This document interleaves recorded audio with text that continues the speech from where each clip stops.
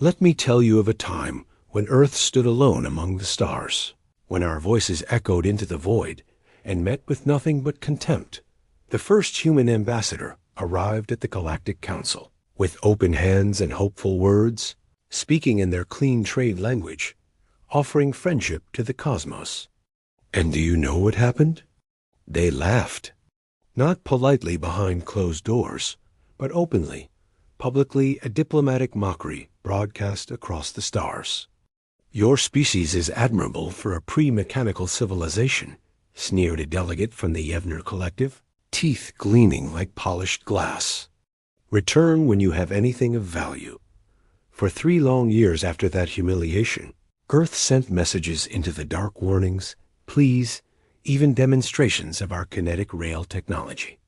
The Council responded with silence, blacklisting our world from all channels. We became nothing to them, locked out, forgotten, irrelevant. But Earth did not forget. And Earth did not stop in the shadow of Quran 4, a diplomatic outpost planet of the Council. Captain Reiner stood aboard the Ravager-class destroyer Silencer. His vessel housed no fancy energy weapons or plasma, cannons, just 32 tungsten slugs, each the size of a small car, waiting in a triple-barrel array. No fuel, no explosives, just gravity, magnets, and mathematics. Pure physics.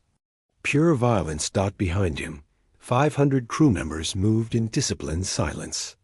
They were the children of a world that had been mocked, dismissed, locked out from the stars. And they had sent one final warning 2 days prior. Earth possesses superior kinetic technology. This is not a bluff. The Council never answered. As the countdown reached 0, Captain Reiner spoke a single word: fire. There was no thunder, no flash, just the sudden screaming absence of silence. 3 tungsten rods accelerated to Mach 15, invisible death breaking through the atmosphere before the Karani command ship had time to register the heat. On the planet below, diplomatic towers turned to light. Shield stations, always left inactive in peace zones, vanished in the shockwave. The command ship's hull split open as if the void itself had torn a page from existence. 10 minutes later, it was over. Send the message, Reiner ordered, his voice calm as steel. Same words, just one addition. Final warning delivered. The silence that followed was in peace. It was fear. Deep within the silencer. Every screen lit up with chaos as Council broadcasts flooded, interstellar channels scrambled. Frantic transmissions in 100 different languages. No unified command, no strategy, just panic. After decades of unchecked dominance, the Galactic Council was tasting its first loss. And it wasn't against another empire. It was against a rogue backwater species. They'd thought barely capable of orbital flight. They'd seen missiles before, lasers, plasma, even gravitational weapons. But nothing like this. Nothing so precise, so quiet, so final. The diplomatic fleet was gone. No survivors. And the Council vessels at nearby outposts were in disarray, unable to respond to hails, operating without orders or formation. They don't know what to do, Lieutenant Varric observed. Reiner nodded. Because for all their superiority, the Galactic Council had never been challenged. Not truly. Not by someone who refused to play the game. War blooms quickly when empires falter, and the Council's response was born not of strategy, but wounded pride. Command Vice Halolithran of the Valari Ascendancy transmitted orders for the human vessel to stand down and await judgment. Captain Reiner cut the signal mid-sentence. They're not here to listen, he told his communications officer. They're here to restore the illusion of power. They're still in control, in their minds. But we just embarrassed them, the officer replied. That's worse than threatening them. Empires fall over pride faster than over blood. In the days that followed, Silencer struck again and again, each time choosing critical, non-military targets that crippled the Council's infrastructure. A communications relay hub on Telis Prime. A shield relay on Oryx Belt, A refinery? In the mining fields of Zorak's spine. Always the same message. Final warning delivered. Always the same aftermath. No survivors, no response fleets. And with each strike, the Council grew quieter. Back on Earth, in the shadows of Luna Base, Admiral Halverson welcomed Reiner home with no ceremony, no celebration, just a mutual understanding of men who had watched their world be mocked, robbed, and forgotten. "They're calling it terrorism," Halverson said. Reiner didn't blink. "Of course they are. They've started rallying fleets. 20 species. Unified banner. They can unify all they want. Doesn't change physics." A smile ghosted across the Admiral's face. Damn right. But the Council's response was gathering like a storm. 12 Council fleets mobilized under a new Banner the Core Accord and set course for Earth. Their public channels branded it not as a response, but as a cleansing operation. Earth was now a contaminated growth, unsanctioned, illegitimate. "They'll be in the Sol system in under 5 days," Halverson reported. 37 ships, at least 15 cruisers. 4 of them siege class. While Earth's population moved into underground shelters and a global blackout went into effect, Reiner and Silencer prepared to make the first move again. Despite being outnumbered 10-1, their strategy was clear. Hit the enemy where they were weakest: refueling stations, cargo relays, data beacons. These weren't war fleets, but ceremonial ships, built for intimidation and parade routes. Their crews unused to resistance. Meanwhile, aboard the flagship Verilion, Vice High Lord Kazir paced the gilded floor of his command deck, burning with quiet humiliation.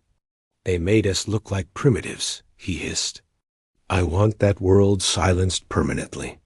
No survivors, no martyrs." The clash came quickly. Silencer struck the Council's flagship with a tungsten slug that tore through its command bridge, sending the fleet into disarray. But as the ship emerged from stealth mode, proximity alarms screamed Council warships had broken through, approaching fast. With no slugs left to fire, Captain Reiner made his choice. "Bring us in close," he ordered, as Silencer charged toward the lead Council lander entering Earth's atmosphere. They collided at tremendous speed, tearing both ships into spiraling pieces that rained into the ocean like dying comets. The Council lander broke apart, its troop bays ruptured, thousands of soldiers never reaching the ground. From command, Admiral Halverson watched the feed, jaw trembling. "Reiner, you magnificent bastard!" But the war had only begun. The Council's second lander breached Earth's defenses, crashing east of Denver. From its smoking hull emerged Valari shock troopers 8 feet tall, 4-armed, armor like volcanic rock fused with gold alloy. They advanced with terrifying precision, moving in silence, shields interlocked, energy lances raised. Against them stood Sergeant Thomas Dreener and his squad 10 humans with scavenged rifles and a deep-rooted refusal to die quietly. They fought with desperate ferocity, using the terrain they knew like family. The battle was ugly, close quarters mud, smoke, and screams. Despite being outmatched, they held the line, delaying the enemy long enough for Fort Arcadia to secure its gates. Inside the mountain fortress, Major Ellis watched the last of Echo 1 fall on tactical displays. But in the darkness beneath the mountain, engineers worked on humanity's answer Project Thorin, Earth's first mobile railgun platform. Built from salvaged enemy alloys and human ingenuity, it hovered silently above the metal floor, humming with dormant power. "Status?" Ellis asked. Her chief engineer, Brixton, wiped grease from his forehead. "She's ready." "Good, because in 12 hours we're hitting back." Across the galaxy, the Council fractured. The Core Accord had lost more capital ships in 2 days than in the last 2 centuries. Entire species demanded explanations. Trade routes collapsed. The illusion of order, the lie of eternal dominance, had cracked, and fear spread like rot through their hierarchy. Inside the war chamber on Vala's crew, Supreme Commander Harkin slammed his gaunted hand on the table. "You told me Earth couldn't sustain war." "We underestimated their manufacturing base," replied a tall, translucent-skinned bureaucrat. "No," Harkin snapped. "You underestimated their rage. Back on Earth, at the edge of the crater where the second lander had fallen, a convoy moved through the wreckage like a ghost 4 APCs, 2 gun trucks, and at the center, Project Thorin, hovering above the road like it didn't care about gravity. Intelligence had discovered a forward operating base constructed by the Council, hidden deep within the Chilean Andes. This was the next target, an unacceptable foothold on Earth. The first strike was surgical. Thorin's kinetic round penetrated the shield node through the mountain wall, triggering a chain reaction in the tunnel's power grid. Before the Council could react, Major Ellis and her Black Line company were inside flashbangs, rail slugs, fire, and thunder. At the heart of the installation, they found a beacon, a subspace signal relay calling for reinforcements. Thorin's final shot destroyed it completely, leaving nothing but a hole in the world that collapsed with a thunderous, imploding scream. In orbit above Earth, Admiral Vethern, the highest surviving Council military official, watched the mountain burn from a distance. "You can kill rebels," he said quietly. "You can crush uprisings. But you can't stop a species that learns to love war." The final act began with Operation Godfall, not a raid, not a test, but an invasion. Target: Val Crux, the fortress moon housing the remnants of the Council's inner leadership. Intelligence provided by Creola Council hybrid defector, genetically engineered to appear human, revealed critical vulnerabilities in their defenses. Earth's first offensive. Fleet slipped silently into Hyperspace 3. Cruisers rebuilt from salvaged Council wreckage, 2 escort frigates, and at their center, Thorin. They emerged into chaos. Val Crux glowed with internal fires as factions within the Council fought for power. Earth's forces struck without hesitation, with Ellis leading Black Line company through the fortress while Creo guided them to the Nexus Room, the symbolic heart of Council authority. Inside that hallowed chamber, Ellis confronted the surviving Council members. "You've ruled long enough," she said, her voice even. "We're not here to negotiate. We're here to make sure no one like you ever sits in this room again." A signal burst from the chamber, encrypted and permanent. "The Council has fallen. The chamber is open. Earth now speaks." They planted the Earth flag, not a pristine banner, but a torn, ash-streaked standard sewn from the uniform sleeves of the dead in the fractured floor of the Nexus Room, where alien voices once debated peace while ships burned in silence outside. "What happens now?" asked Creel. "We either become what we just destroyed," Ellis replied, "or we build something worse." Back on Earth, there were no parades, no victory broadcasts, just quiet acknowledgement and the grim return to rebuilding. Cities remained rubble, oceans poisoned, skies cracked with orbital debris. But one thing had changed. Nobody was coming to enslave them anymore.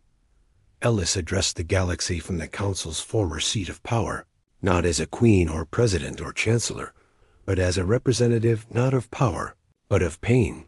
"We didn't come to rule you," her voice echoed across 10,000 worlds.